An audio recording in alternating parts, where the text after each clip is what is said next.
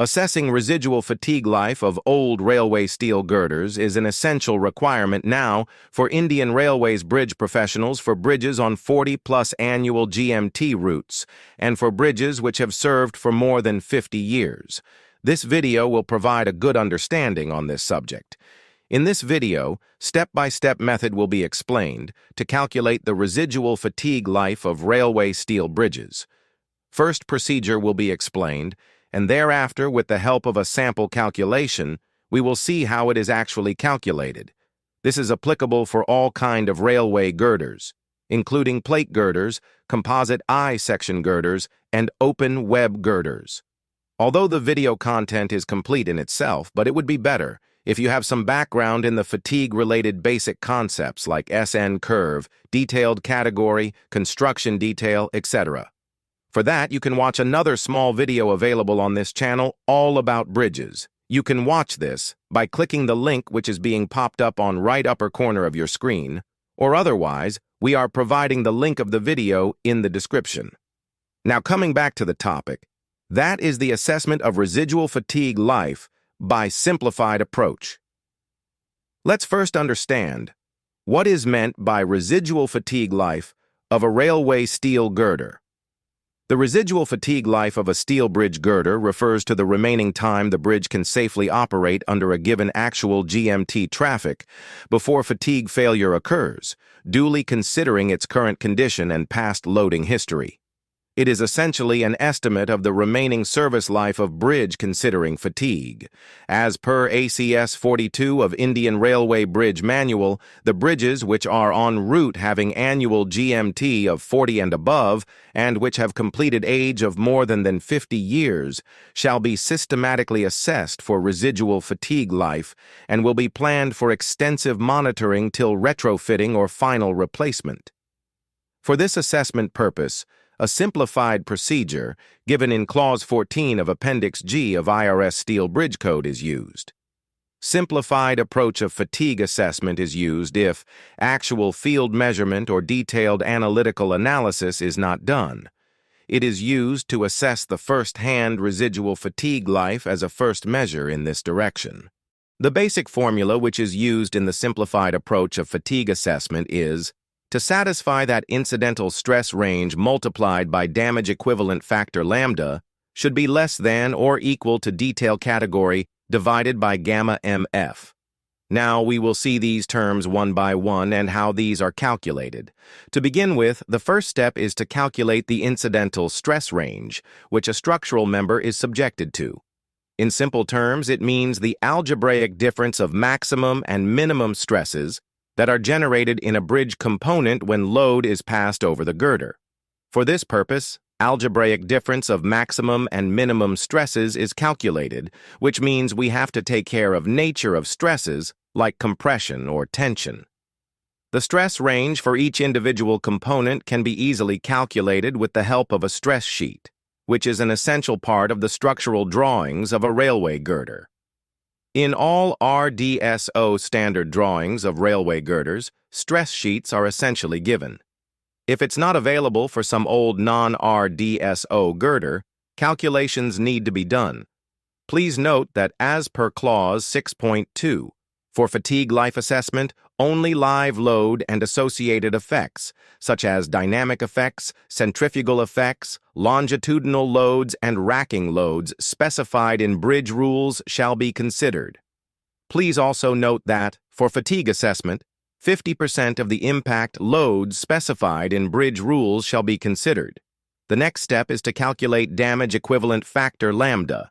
As per Clause 14.6 of IRS Steel Bridge Code, Appendix G. The equivalent factor for railway bridges should be determined by the equation lambda equal to lambda 1 multiplied by lambda 2 multiplied by lambda 3 multiplied by lambda 4. Here, the maximum value of lambda can be 1.4. Lambda 1 is a factor that takes into account the damaging effect of traffic, and it depends upon the base length of the longest loop of the influence line diagram.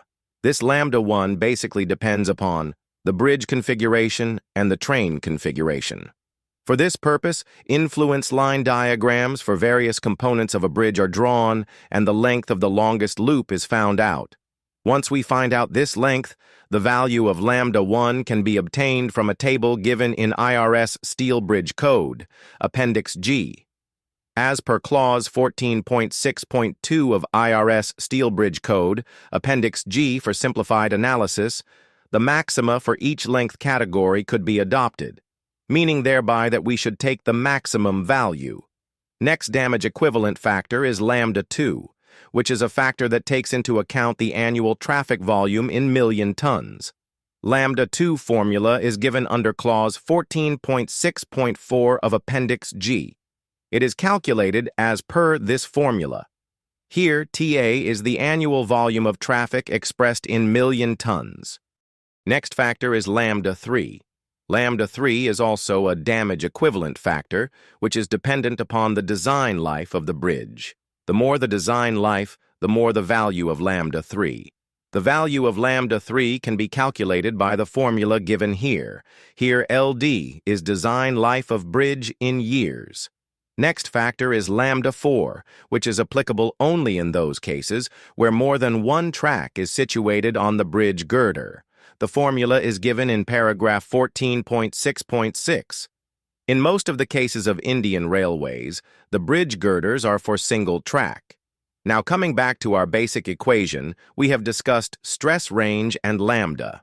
In the equation, the next factor is permissible stress in fatigue. Basically, permissible stress in fatigue is nothing but the detail category of the member. This detail category is dependent upon the type of construction detail by which that particular component has been built. It is obtained from the Table G2 given in the Appendix G of IRS Steel Bridge Code. The value given in detail category column is basically stress in Newton per millimeter square if applied to a member for 2 million cycles will result into its fatigue failure. There is a very exhaustive list given in IRS Steel Bridge Code, and we have to choose the matching construction detail in order to obtain the value of detail category. The next and last factor is gamma MF. As per IRS Steel Bridge Code, the value of gamma MF is taken as 1.15. Gamma MF is basically the partial safety factor for fatigue strength. The point to be observed here is that the residual fatigue life of a bridge is dependent upon the volume of traffic, the design, life, and years. The bridge configuration, that is, what is the arrangement of various members in the bridge, the train configuration. That is what kind of trains are flying over the bridge and the capacity of the member detail to absorb fatigue effects. If we look carefully, we will find that volume of the traffic is being captured in calculations by factor lambda 2. The design life is being captured by lambda 3, bridge configuration, and train configuration is being captured by factor lambda 1, and the capacity of the member to absorb fatigue effects is being captured by detailed category and SN curves. With this much technical background, we can now come to the steps involved in assessment of residual fatigue life of a bridge. It can be divided into few steps. Step 1. Considering the bridge as new one on present date, calculate fatigue life, capital N years, based upon current GMT for various components of the bridge. Step 2. The fatigue life of the bridge component as on date is capital G multiplied by capital N GMT years. Step 3.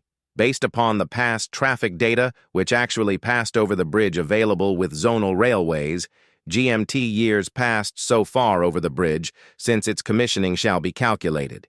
Say Gn is equal to G1.N1 plus G2.N2 plus G3.N3 and so on. Step 4. Life left is equal to capital G dot capital N minus summation of all small g dot small n GMT years. With this understanding and technical background, we can now move to see these concepts in action. Now, with the help of a sample calculation, we will understand how to do this residual fatigue life assessment in the real world. Let's take example of a stringer of an open web girder, and let's try to calculate its residual fatigue life. For this purpose, we will use our basic equation for fatigue calculations as described previously in the video. The first parameter which needs to be found out is stress range, delta sigma p. This can be obtained from stress sheet. As we have already discussed, we can find out the stress range of any bridge component from the stress sheet already available in the drawing series. Let's assume for the sake of simplicity that the stress range, delta sigma p in this case, is 50 Newton per millimeter square. The next parameter to be found out is lambda. We know that lambda is the product of four damage equivalent factors, lambda 1 to lambda 4. Now we will calculate them one by one. Let's start with lambda 1. From the stress sheet of open web girder of 76.2 meters span for 25-ton loading, the length of the longest loop of influence line diagram is 7.88 meters. Now from table 14.6.2-1 of IRS Steel Bridge Code, we can find out the maximum value of lambda 1. In the table, lambda 1 values are given for 7 meters and 8 meters. By interpolation, we can find out that the maximum value of lambda 1 is 1.37 for a length of 7.88 meters. Then we have to find out the value of lambda 2. Lambda 2 value is dependent upon the annual GMT traffic, which we want to run presently on the bridge. In this case, we have taken a value of 25 GMT. For this, as per the formula available for lambda 2, the value obtained is 1.0. Lambda 3 is dependent upon the bridge design life in years. In the formula, we will keep the design life, that is LD, as unknown. Considering that the bridge is single track, we can keep the value of lambda 4 as 1.0. Multiplying all these four damage equivalent factors, we get a value of lambda in terms of LD, which is unknown. The next parameter to be decided is delta sigma c, which is basically the detailed category of the component. From the table G2 given in Appendix G, the detail category matching with the stringer is given as 80 Newton per millimeter square, so delta sigma c can be taken as 80. Gamma MF, as we have already discussed, is a partial safety factor, always taken as 1.15 as per IRS Steel Bridge Code. Now coming back to our basic equation, if we put values of all these parameters, we can calculate the value of LD. In the present case, the value of LD is coming out to be 106.8 years. It means that the bridge component fatigue life for 25 GMT is 106.8 years. It also means that value of capital G is 25 and value of capital N is 106.8 years. When we multiply these two, we get the life of the bridge in terms of GMT years, which comes out to be 2,671 GMT years. At this point, we have to also check that the value of lambda, which we can now calculate by multiplying all the damage equivalent factors from lambda 1 to lambda 4, should be less than 1.4. So now we know that this bridge has a total fatigue life of 2,671 GMT years. Now, if we deduct from this the amount of GMT years, which have already passed over this bridge, we can get the residual fatigue life. For this purpose, annual GMT traffic data available in the division of zonal railway is used. First, we have to add all the GMT years that have passed over this bridge, compiling year on your basis based upon available data. Now, when we deduct this value from 2,671 GMT years, we get the residual fatigue life of the stringer in question. In a multi-component bridge like open web girder, we have to calculate residual fatigue, life of each and every component separately. The residual fatigue life of the bridge is governed by the component having minimum residual fatigue life left. It may happen that while calculating residual fatigue life by this simplified approach, it comes out to be negative. It doesn't mean that the girder has already outlived its fatigue life. Simplified approach is a very conservative approach for assessment of residual fatigue life, and it is used to get a very first-hand assessment of residual fatigue life. In case of getting negative residual life, as per this approach, there are further steps which needs to be followed. These steps are very well elaborated in ACS 42 of Indian Railway Bridge Manual. You can watch another video which is available on this channel itself for knowing more about this ACS 42 of Indian Railway Bridge Manual. So this was all about the current topic. Tell us your topic in comment section. Subscribe for more such content.